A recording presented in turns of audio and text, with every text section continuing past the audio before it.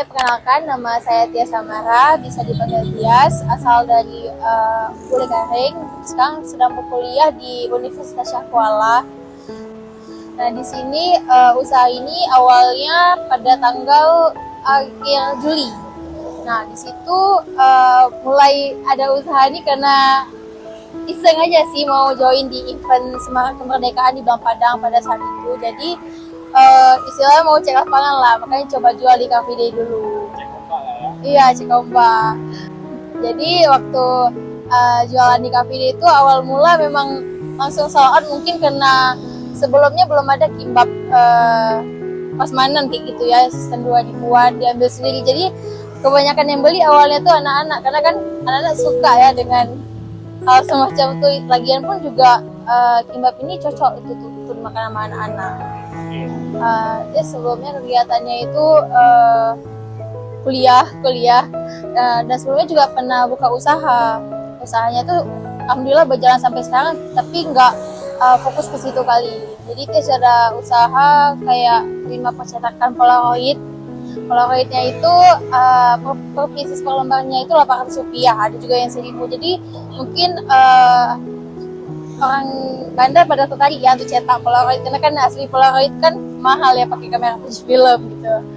Nah, untuk kegiatan lainnya mungkin dia cuma join organisasi, tapi juga nggak terlalu aktif di kampus.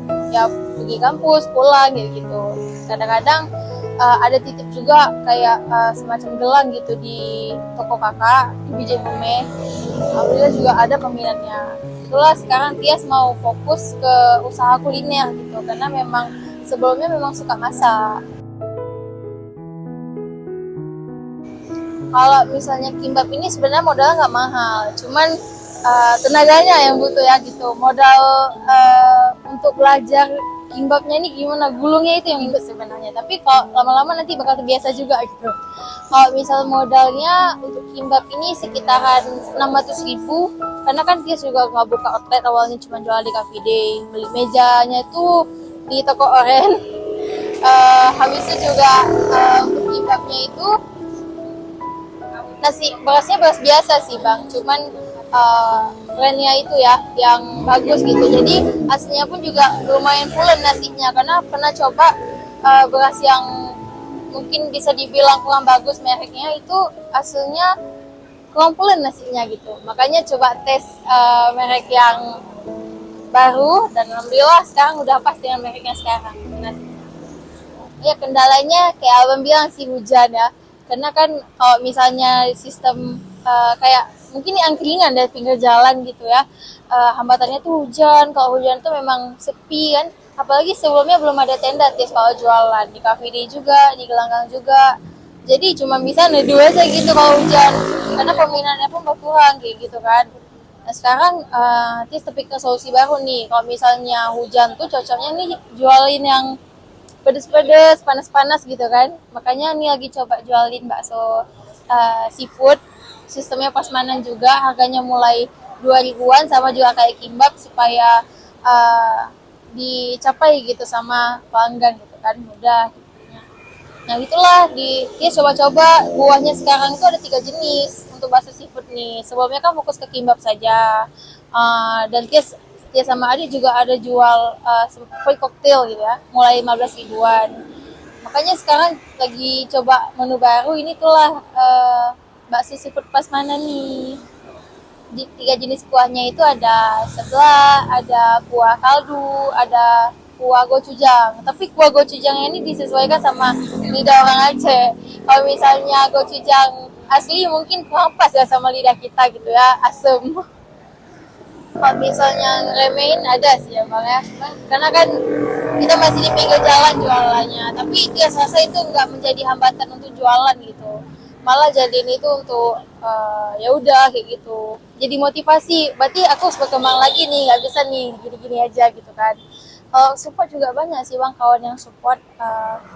Kadang waktu awal-awal jualan di sini itu yang di seberang KFC Lamyong ini lumayan berat ya, buka tutup tenda gitu. Kadang-kadang malam kawan datang untuk bantuin tutup tenda gitu. Jadi nggak berat gitu bang, karena ada kawan yang support kan. Gitu.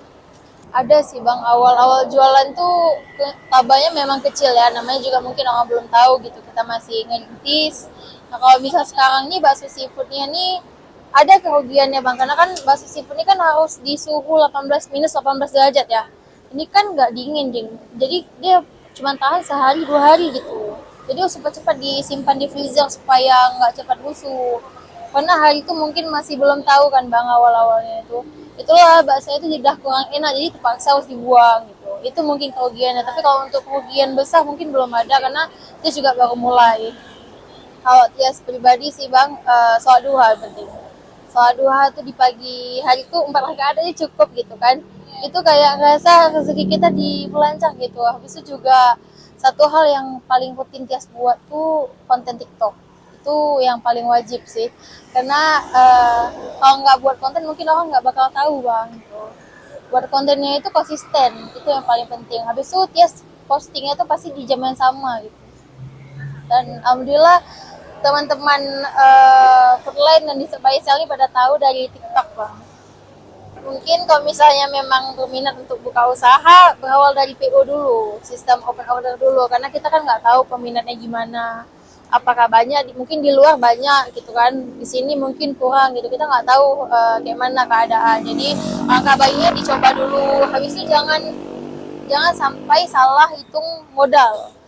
Itu karena kan dihitung modalnya itu bukan dari bahan aja, tapi dari misalnya pakai minyak, nah minyak juga dihitung gitu, atau enggak pakai kompor gas, nah itu juga gasnya dihitung gitu. Jadi nggak ada kerugian gitu. Kadang-kadang itu kan hal yang nggak, alah ngapain dihitung gitu, cuma sedikit kok, sambilan kok gitu. Tapi itu ternyata hal yang penting. Jangan lupa datang ke sini karena di sini harganya bersahabat semua, mulai dari 2 ribuan, dan juga yang bingung mau ngemil gimana bisa datang ke Foodline Sebaisel.